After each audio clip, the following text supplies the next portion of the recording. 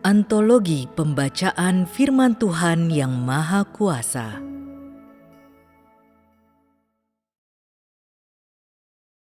Bagaimana dampak langkah kedua dari pekerjaan penaklukan tercapai?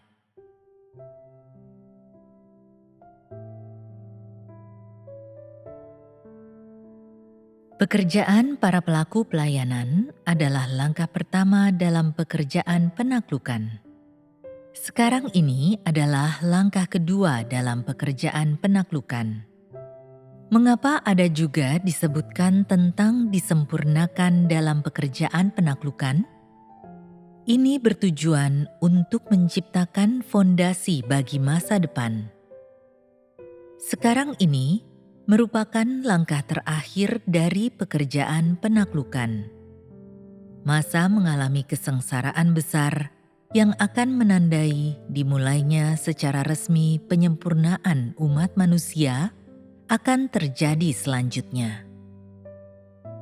Masalah utamanya sekarang adalah penaklukan, tetapi sekarang juga merupakan masa langkah pertama dalam proses penyempurnaan. Langkah pertama ini mengharuskan disempurnakannya pengetahuan dan ketaatan manusia yang tentu saja akan menciptakan fondasi bagi pekerjaan penaklukan tersebut.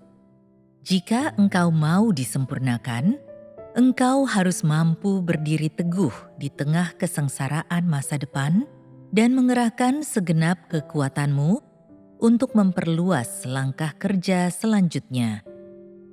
Inilah artinya disempurnakan. Dan masa itu juga adalah masa ketika manusia sepenuhnya didapatkan oleh Tuhan. Sekarang kita sedang membicarakan tentang ditaklukkan, yang sama artinya dengan membicarakan tentang disempurnakan. Namun, pekerjaan yang dilakukan sekarang ini adalah fondasi untuk disempurnakan di masa depan. Agar dapat disempurnakan, orang harus mengalami kesukaran, dan pengalaman kesukaran ini harus memiliki dasar, yaitu bahwa orang tersebut sedang ditaklukkan. Jika orang tidak memiliki fondasi masa kini, jika mereka tidak ditaklukkan sepenuhnya, maka akan sulit bagi mereka untuk berdiri teguh selama langkah pekerjaan selanjutnya. Ditaklukkan bukanlah tujuan yang utama. Ditaklukkan hanyalah satu langkah menjadi kesaksian bagi Tuhan di hadapan iblis. Tujuan yang utama adalah disempurnakan, dan jika engkau tidak disempurnakan, itu berarti engkau akan disingkirkan. Tingkat pertumbuhanmu yang sebenarnya baru akan terlihat ketika diperhadapkan dengan kesukaran di masa depan. Dengan kata lain, baru pada saat itulah tingkat kemurnian kasihmu kepada Tuhan menjadi jelas. Yang orang-orang katakan sekarang adalah ini: kami harus menaati Tuhan apapun yang Dia lakukan. Jadi kami bersedia menjadi sebuah kontras yang dapat menunjukkan kuasa Tuhan yang besar dan watak Tuhan. Entah Tuhan baik kepada kami ataukah mengutuk kami, entah Dia menghakimi kami atau tidak, kami tetap bersyukur kepada Tuhan. Fakta bahwa engkau mengatakan ini menunjukkan bahwa engkau hanya memiliki sedikit pengetahuan. Tetapi apakah pengetahuan semacam itu dapat diterapkan dalam kenyataan atau tidak? Itu tergantung pada apakah pengetahuan ini nyata atau tidak. Orang-orang bisa memiliki wawasan dan pengetahuan semacam itu sekarang ini adalah karena dampak dari pekerjaan penaklukan. Apakah engkau dapat disempurnakan atau tidak? Hanya dapat terlihat ketika diperhadapkan dengan kesukaran, dan pada saat itulah akan terlihat apakah engkau benar-benar mengasihi Tuhan dari hatimu atau tidak. Jika kasihmu benar-benar murni, engkau akan berkata, "Kami adalah para kontras. Kami adalah makhluk ciptaan di tangan Tuhan. Ketika Engkau menyebarkan Injil kepada bangsa-bangsa yang tidak mengenal Tuhan, Engkau akan berkata, "Aku hanya melakukan pelayanan." Dengan menggunakan watak rusak dalam diri kami, Tuhan telah mengatakan semua hal ini untuk menunjukkan kepada kami watak-Nya yang adil. Jika Dia tidak mengatakan hal-hal seperti itu, kami tidak akan dapat memahami Tuhan atau memahami hikmat-Nya atau menerima penyelamatan yang begitu besar dan berkat-berkat yang begitu melimpah. Jika engkau benar-benar memiliki pengetahuan pengalaman ini, itu sudah cukup. Namun, banyak dari apa yang engkau katakan sekarang tidak mengandung pengetahuan, dan semuanya hanyalah sekumpulan slogan kosong. Kami adalah para kontras dan pelaku pelayanan. Kami ingin ditaklukkan dan menjadi kesaksian yang berkumandang bagi Tuhan. Hanya dengan meneriakkan slogan kosong seperti itu bukan berarti engkau memiliki kenyataan. Juga tidak membuktikan bahwa engkau memiliki tingkat pertumbuhan. Engkau harus memiliki pemahaman yang benar dan pengetahuanmu harus diuji. Engkau harus membaca lebih banyak perkataan yang telah Tuhan ucapkan selama kurun waktu ini dan kemudian bandingkan dengan tindakan yang telah kau lakukan. Memang merupakan fakta bahwa engkau benar-benar adalah sebuah kontras. Sejauh mana pengetahuanmu sekarang ini? Gagasan, pemikiran, perilaku, kata-kata dan perbuatanmu, bukankah semua pengungkapanmu ini bertentangan dengan keadilan dan kekudusan Tuhan? Bukankah pengungkapan dirimu adalah perwujudan dari watak rusak yang disingkapkan firman Tuhan? Pemikiran dan gagasan, motivasimu, dan kerusakan yang disingkapkan dalam dirimu menunjukkan watak Tuhan yang benar, juga kekudusannya. Tuhan juga dilahirkan di negeri yang kotor, tetapi Dia tetap tidak tercemar oleh kekotoran. Dia hidup di dunia kotor yang sama denganmu, tetapi Dia memiliki nalar dan persepsi, dan Dia membenci kekotoran. Engkau mungkin tidak dapat menemukan kekotoran apapun dalam perkataan dan perbuatanmu, tetapi Dia dapat menemukannya dan menunjukkan kekotoran itu kepadamu. Segala sesuatu yang lama dari dirimu, kurangnya perkembangan, wawasan, dan akal sehatmu, serta cara hidupmu yang terbelakang, kini telah diungkapkan oleh penyingkapan zaman sekarang. Hanya dengan Tuhan datang ke dunia untuk bekerjalah, manusia dapat melihat kekudusan dan wataknya yang benar. Dia menghakimi dan mengajarmu, membuatmu memperoleh pemahaman. Terkadang naturmu yang seperti iblis terwujud, dan Dia menunjukkan hal itu kepadamu. Dia mengetahui esensi manusia lebih daripada manusia itu sendiri. Dia hidup di antara engkau semua, Dia makan makanan yang sama dengan yang kau makan, dan Dia tinggal di lingkungan yang sama, tetapi meskipun demikian, Dia tahu lebih banyak. Dia dapat menyingkapkanmu dan melihat dengan jelas esensi manusia yang rusak. Tidak ada yang lebih Dia benci daripada falsafah hidup manusia serta kebengkokan dan kecurangan manusia. Dia terutama membenci interaksi kedagingan manusia. Dia mungkin tidak familiar dengan falsafah hidup manusia, tetapi Dia dapat melihat dengan jelas dan menyingkapkan watak-watak rusak yang manusia perlihatkan. Dia bekerja untuk berfirman dan mengajar manusia melalui hal-hal ini. Dia menggunakan hal-hal ini untuk menghakimi manusia dan menyatakan wataknya sendiri yang benar dan kudus. demikianlah manusia menjadi kontras bagi pekerjaannya. Hanya Tuhan yang berinkarnasi yang mampu memaparkan dengan jelas watak rusak manusia dan seluruh wajah buruk iblis. Meskipun Dia tidak menghukummu dan hanya memakaimu sebagai kontras bagi kebenaran dan kekudusannya, engkau merasa malu dan tidak menemukan tempat untuk menyembunyikan dirimu karena engkau terlalu kotor. Dia berfirman dengan menggunakan hal-hal yang disingkapkan dalam diri manusia, dan hanya setelah hal-hal ini tersingkap, manusia menjadi sadar akan betapa kudusnya Tuhan itu.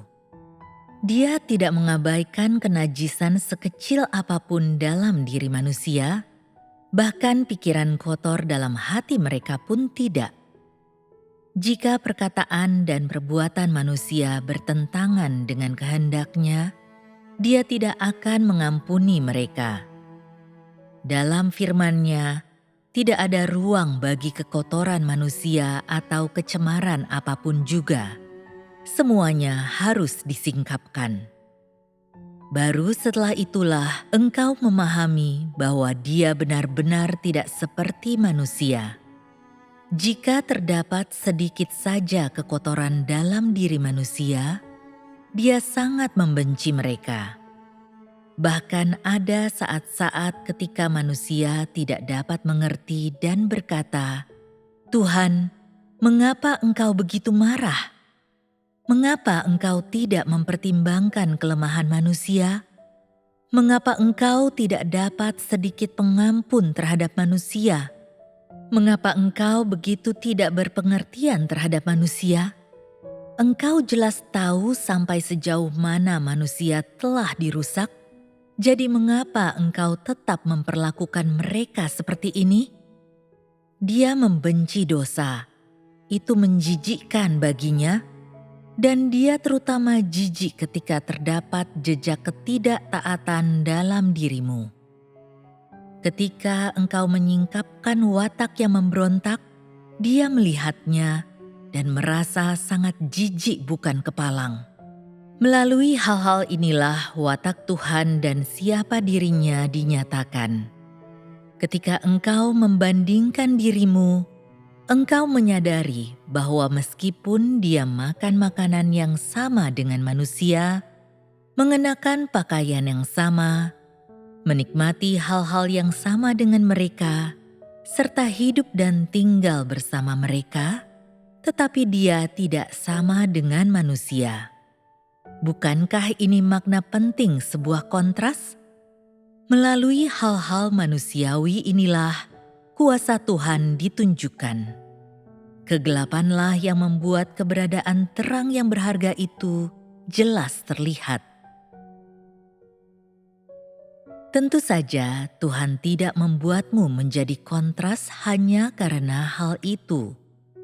Sebetulnya, hanya ketika pekerjaan ini menghasilkan buah, barulah menjadi jelas bahwa pemberontakan manusia merupakan kontras bagi watak benar Tuhan, dan hanya karena engkau semua adalah kontraslah yang membuatmu memiliki kesempatan untuk mengetahui pengungkapan alami dari watak benar Tuhan. Engkau semua dihakimi dan dihajar karena pemberontakanmu, tetapi pemberontakanmu jugalah yang membuatmu menjadi kontras, dan karena pemberontakanmu, engkau menerima kasih karunia besar yang Tuhan anugerahkan kepadamu. Pemberontakanmu adalah kontras bagi kemahakuasaan dan hikmat Tuhan, dan karena pemberontakanmu jugalah engkau telah memperoleh penyelamatan dan berkat yang sedemikian besarnya. Meskipun engkau semua telah berulang kali dihakimi olehku, engkau semua telah menerima penyelamatan luar biasa yang belum pernah diterima oleh manusia. Pekerjaan ini sangat penting bagimu. Menjadi kontras juga sangat berharga bagimu. Engkau diselamatkan dan telah memperoleh anugerah keselamatan Karena engkau semua adalah kontras. Jadi bukankah kontras yang seperti itu adalah hal yang paling berharga? Bukankah itu yang paling penting? Oleh karena engkau semua hidup di dunia yang sama, di negeri kotor yang sama yang Tuhan tinggali, maka engkau adalah kontras dan menerima penyelamatan yang terbesar. Jika Tuhan tidak menjadi manusia, siapakah yang akan berbelas kasihan terhadapmu, dan siapa yang akan menjagamu, orang-orang hina seperti dirimu? Siapa yang akan peduli kepadamu? Jika Tuhan tidak menjadi manusia untuk bekerja di antaramu, kapan engkau semua akan menerima penyelamatan ini yang tidak pernah dialami orang-orang sebelum dirimu? Jika aku tidak menjadi manusia untuk menjagamu, untuk menghakimi dosa-dosamu, bukankah engkau semua pasti sudah lama jatuh ke dalam dunia orang mati? Jika aku tidak menjadi manusia dan merendahkan diriku sendiri di antaramu, bagaimana engkau semua dapat memenuhi syarat untuk menjadi kontras bagi watak benar Tuhan? Bukankah engkau semua menjadi kontras karena aku mengambil rupa manusia dan datang di antaramu untuk memungkinkanmu mendapatkan penyelamatan terbesar?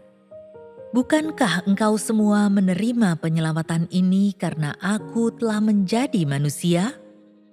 Jika Tuhan tidak menjadi manusia untuk hidup bersamamu, apakah engkau semua tetap bisa mengetahui bahwa engkau sedang menjalani hidup yang lebih rendah daripada anjing dan babi di neraka manusia?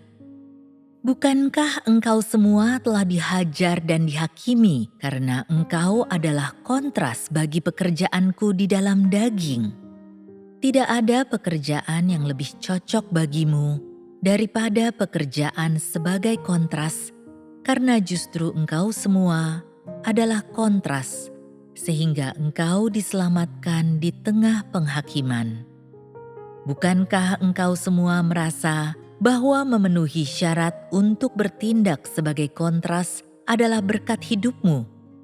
Engkau semua hanya melakukan pekerjaan sebuah kontras, tetapi engkau menerima penyelamatan yang sedemikian besar seperti yang belum pernah engkau alami atau bayangkan sebelumnya. Sekarang, tugasmu adalah menjadi kontras, dan upahmu yang sesuai adalah menikmati berkat kekal di masa depan.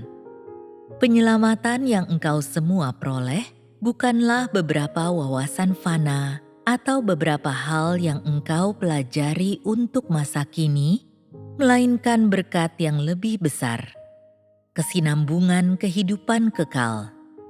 Meskipun aku telah menggunakan kontras untuk menaklukkanmu, engkau semua harus tahu bahwa penyelamatan dan berkat ini dianugerahkan untuk mendapatkanmu. Itu adalah demi penaklukan, tetapi juga supaya aku dapat menyelamatkanmu.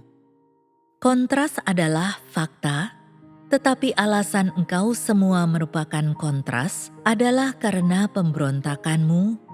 Dan karena inilah engkau telah mendapatkan berkat yang tidak pernah diperoleh siapapun. Sekarang engkau semua dibuat melihat dan mendengar. Besok engkau semua akan menerima, dan lebih dari itu, engkau akan sangat diberkati. Jadi, bukankah kontras adalah sesuatu yang paling berharga? Dampak pekerjaan penaklukan pada zaman sekarang dicapai melalui watak pemberontakanmu yang bertindak sebagai kontras. Artinya, klimaks peristiwa kedua hajaran dan penghakiman adalah menggunakan kekotoran dan pemberontakanmu sebagai kontras yang memungkinkanmu untuk melihat watak Tuhan yang adil. Jika engkau semua sekali lagi taat selama peristiwa kedua penghakiman dan hajaran, maka keseluruhan watak Tuhan yang adil akan ditunjukkan kepadamu secara terbuka. Dengan kata lain, Ketika penerimaanmu akan pekerjaan penaklukan berakhir, ini juga adalah saatnya ketika engkau semua selesai melaksanakan tugas sebuah kontras. Bukan maksudku untuk melabelimu sebagai kontras. Sebaliknya, aku memakai peranmu sebagai para pelaku pelayanan untuk melaksanakan peristiwa pertama pekerjaan penaklukan yang memperlihatkan watak Tuhan yang adil dan tidak dapat diganggu-gugat. Melalui penentanganmu, melalui pemberontakanmu yang bertindak sebagai kontras, dampak dari peristiwa kedua pekerjaan penaklukan telah dicapai, sepenuhnya menyingkapkan kepadamu watak benar Tuhan yang tidak sepenuhnya tersingkap dalam peristiwa yang pertama dan menunjukkan kepada engkau semua watak benar Tuhan secara keseluruhan, siapa Dia seluruhnya, yang mencakup hikmat, keajaiban, dan kekudusan murni dari pekerjaannya. Dampak dari pekerjaan seperti itu dicapai melalui penaklukan selama kurun waktu yang berbeda dan melalui tingkat penghakiman yang berbeda. Semakin dekat penghakiman mencapai puncaknya, semakin itu menyingkapkan watak manusia yang memberontak dan semakin efektif penaklukannya. Keseluruhan watak benar Tuhan dibuat jelas selama pekerjaan penaklukan ini. Pekerjaan penaklukan terbagi menjadi 2 langkah dan memiliki tahapan dan tingkatan yang berbeda, dan tentu saja dampak yang dicapai juga berbeda. Dengan kata lain, tingkat ketundukan orang-orang menjadi jauh lebih mendalam. Hanya setelah inilah orang dapat sepenuhnya dibawa ke jalur yang benar menuju kesempurnaan. Hanya setelah semua pekerjaan penaklukan telah diselesaikan, barulah orang tidak lagi dihakimi, tetapi diizinkan untuk masuk ke jalur yang benar untuk mengalami hidup. Karena penghakiman merupakan perwujudan dari penaklukan, dan penaklukan diwujudkan dalam bentuk penghakiman dan hajaran. Tuhan menjadi manusia di tempat yang paling terbelakang dan kotor, dan hanya dengan cara inilah Tuhan dapat menunjukkan keseluruhan watak-Nya yang kudus dan benar dengan jelas. Dan melalui apakah watak-Nya yang benar ditunjukkan? Watak-Nya yang benar ditunjukkan pada saat Dia menghakimi dosa manusia, pada saat Dia menghakimi iblis, pada saat Dia membenci dosa, dan pada saat Dia membenci musuh-musuh yang menentang dan memberontak terhadap-Nya. Firman yang kuucapkan pada zaman sekarang adalah untuk menghakimi dosa manusia, menghakimi ketidakbenaran manusia, mengutuk ketidaktaatan manusia, kebengkokan dan kecurangan manusia, perkataan dan perbuatan manusia, semua yang bertentangan dengan kehendak Tuhan harus dihakimi, dan ketidaktaatan manusia harus dikecam sebagai dosa. Firman-Nya berputar di sekitar prinsip-prinsip penghakiman. Dia menggunakan penghakiman atas ketidakbenaran manusia, kutukan atas pemberontakan manusia, dan penyingkapan keburukan manusia untuk menyatakan watak-Nya sendiri yang benar. Kekudusan adalah representasi dari watak benarnya, dan bahkan kekudusan Tuhan sebenarnya adalah watak-Nya yang benar. Watak-mu yang rusak adalah konteks firman zaman sekarang. Aku menggunakannya untuk berfirman dan menghakimi dan melaksanakan pekerjaan penaklukan. Ini sendiri adalah pekerjaan nyata, dan ini sendiri sepenuhnya membuat kekudusan Tuhan bersinar. Jika tidak ada jejak watak yang rusak dalam dirimu, Tuhan tidak akan menghakimimu, dan Dia juga tidak akan menunjukkan kepadamu watak-Nya yang benar. Karena engkau memiliki watak yang rusak, Tuhan tidak akan melepaskanmu, dan melalui inilah kekudusannya diperlihatkan. Jika Tuhan melihat bahwa kekotoran dan pemberontakan manusia terlalu besar, tetapi Dia tidak berfirman atau menghakimimu, juga tidak menghajarmu karena ketidakbenaranmu, maka ini akan membuktikan bahwa Dia bukan Tuhan, karena Dia tidak memiliki kebencian terhadap dosa. Dia akan sama kotornya seperti manusia. Sekarang ini, oleh karena kekotoranmu lah aku menghakimimu, dan oleh karena kerusakan dan pemberontakanmu lah aku menghajarmu. Aku tidak sedang memamerkan kuasaku kepadamu ataupun dengan sengaja menindasmu.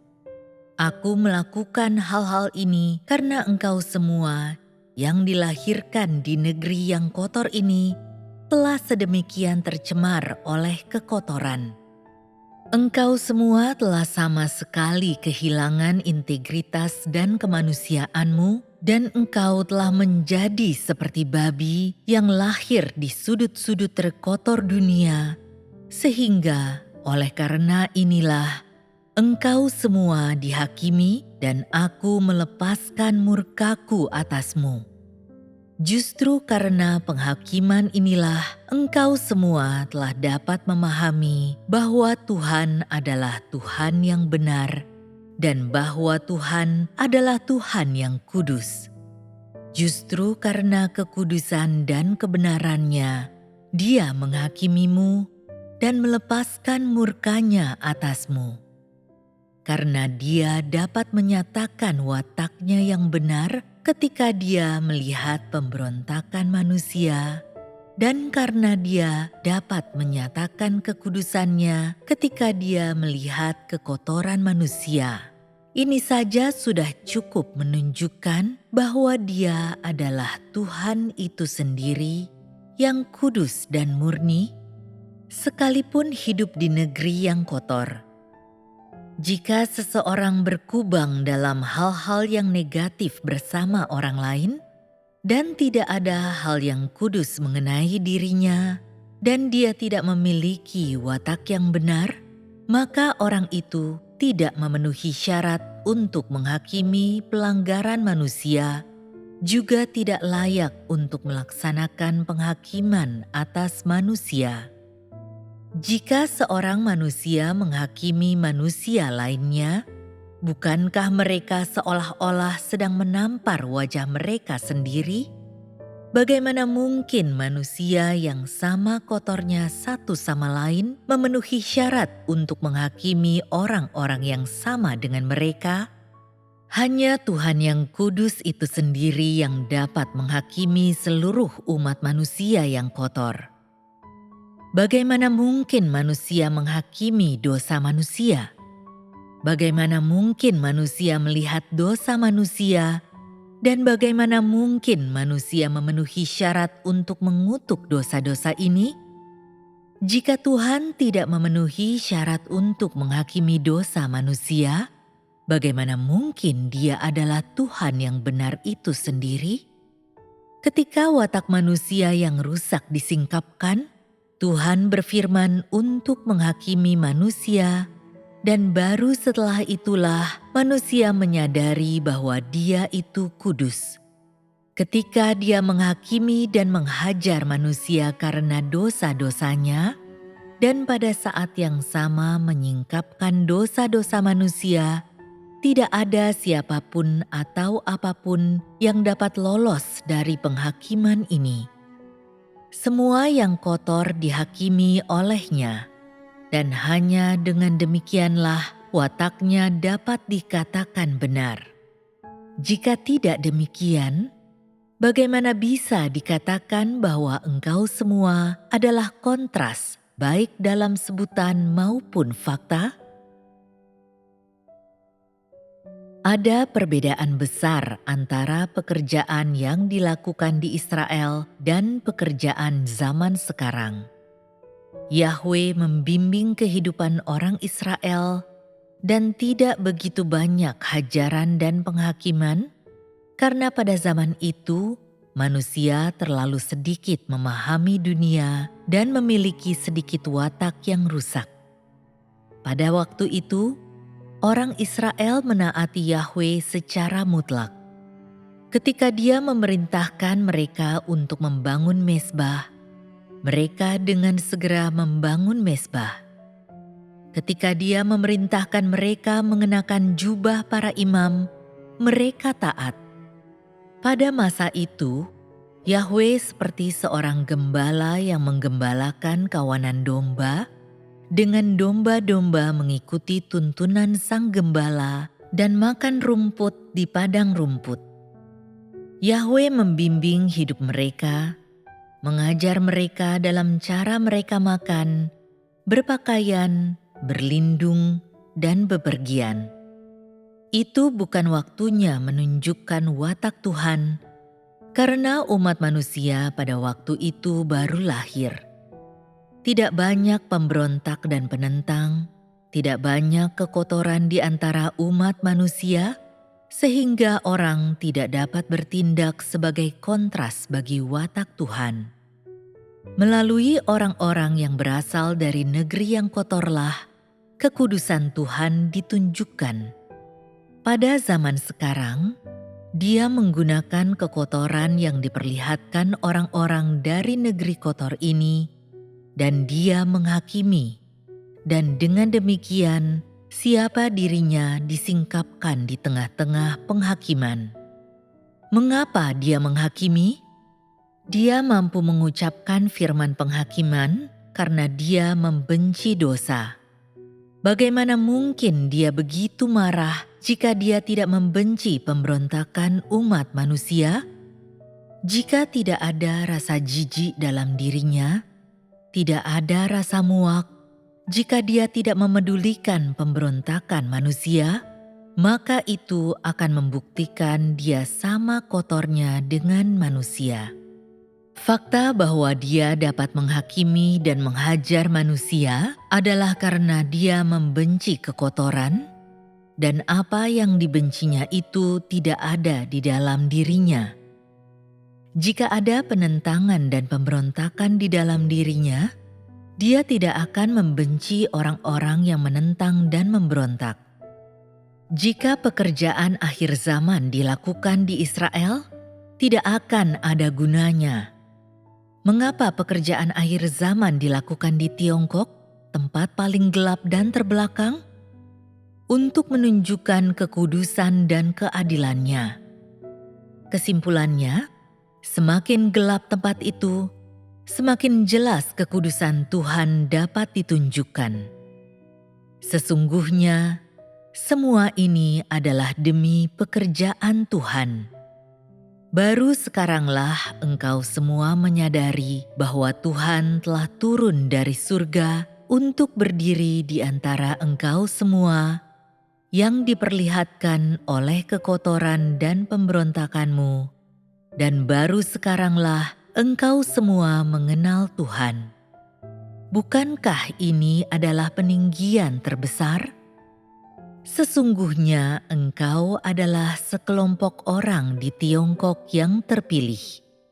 Dan karena engkau dipilih dan telah menikmati anugerah Tuhan, dan karena engkau tidak layak untuk menikmati anugerah yang sedemikian besar, ini membuktikan bahwa semua ini adalah peninggian tertinggi terhadap dirimu. Tuhan telah menampakkan diri kepada engkau semua dan menunjukkan kepadamu watak kudusnya secara keseluruhan, dan Dia telah memberikan semua itu kepadamu dan membuatmu menikmati semua berkat yang bisa engkau nikmati. Engkau tidak hanya telah merasakan watak Tuhan yang benar, tetapi lebih dari itu, engkau telah merasakan penyelamatan Tuhan, penebusan Tuhan dan kasih Tuhan yang sangat besar dan tak terbatas. Engkau semua, yang paling kotor dari semuanya, telah menikmati kasih karunia yang sedemikian besarnya. Bukankah engkau diberkati? Bukankah Tuhan sedang mengangkatmu? Engkau semua, orang-orang berstatus paling rendah, engkau pada dasarnya tidak layak menikmati berkat sedemikian besarnya, tetapi Tuhan telah membuat pengecualian dengan mengangkatmu. Apa engkau tidak merasa malu? Jika engkau tidak mampu melaksanakan tugasmu, engkau akhirnya akan malu pada dirimu sendiri, dan engkau akan menghukum dirimu sendiri. Sekarang ini, engkau tidak didisiplinkan, engkau juga tidak dihukum. Dagingmu aman dan sehat. Tetapi akhirnya, firman ini akan membuatmu dipermalukan. Sampai saat ini, aku belum secara terbuka menghajar siapapun. Firmanku mungkin keras, tetapi bagaimana aku bertindak terhadap manusia? Aku menghibur, menasihati, dan mengingatkan mereka. Aku melakukan ini tanpa alasan lain selain untuk menyelamatkanmu. Apakah engkau semua benar-benar tidak mengerti kehendakku? Engkau semua seharusnya memahami apa yang kukatakan dan terinspirasi olehnya. Baru sekarang ada banyak orang yang memahami. Bukankah ini berkat karena menjadi kontras? Bukankah menjadi kontras adalah hal yang paling diberkati? Akhirnya, ketika engkau pergi untuk menyebarkan Injil, engkau semua akan mengatakan ini. Kami adalah kontras yang khusus. Mereka akan bertanya kepadamu, apa maksudnya engkau adalah kontras yang khusus? Dan engkau akan menjawab, kami adalah kontras bagi pekerjaan Tuhan dan bagi kuasanya yang besar. Keseluruhan watak benar Tuhan disingkapkan oleh pemberontakan kami. Kami adalah objek yang melayani dalam pekerjaan Tuhan pada akhir zaman. Kami adalah pelengkap pekerjaannya dan juga alatnya. Ketika mereka mendengar itu, mereka akan tertarik. Selanjutnya engkau akan berkata, kami adalah contoh dan model untuk penyelesaian pekerjaan Tuhan atas seluruh alam semesta dan untuk penaklukannya atas seluruh umat manusia. Kesimpulannya, apakah kami kudus atau kotor? Kami masih lebih diberkati daripada engkau semua, karena kami telah melihat Tuhan, dan melalui kesempatan penaklukannya atas kami, kuasa Tuhan yang besar diperlihatkan. Hanya karena kami kotor dan rusak, maka wataknya yang benar telah diperlihatkan. Apakah engkau mampu menjadi kesaksian seperti itu bagi pekerjaan Tuhan pada akhir zaman? Engkau semua tidak memenuhi syarat. Ini tidak lain adalah peninggian Tuhan bagi kami. Meskipun kami mungkin tidak congkak, kami dapat dengan bangga memuji Tuhan karena tak seorang pun yang bisa mewarisi janji yang sedemikian besarnya, dan tak seorang pun yang bisa menikmati berkat yang sedemikian besarnya. Kami merasa sangat bersyukur bahwa kami yang sangat kotor dapat bekerja sebagai kontras selama pengelolaan Tuhan. Dan ketika mereka bertanya, apa arti contoh dan model? Engkau menjawab, kami adalah manusia yang paling memberontak dan kotor. Kami telah dirusak sedemikian dalam oleh iblis, dan kami adalah orang-orang yang paling terbelakang dan rendah. Kami adalah contoh klasik dari orang-orang yang telah dipakai iblis. Sekarang, kami telah dipilih Tuhan sebagai yang pertama di antara umat manusia untuk ditaklukkan, dan kami telah melihat watak Tuhan yang benar dan mewarisi janjinya. Kami dipakai untuk menaklukkan lebih banyak manusia, jadi kami adalah contoh dan model dari orang-orang yang ditaklukkan di antara umat manusia. Tidak ada kesaksian yang lebih baik daripada kata-kata ini, dan ini adalah pengalaman terbaikmu.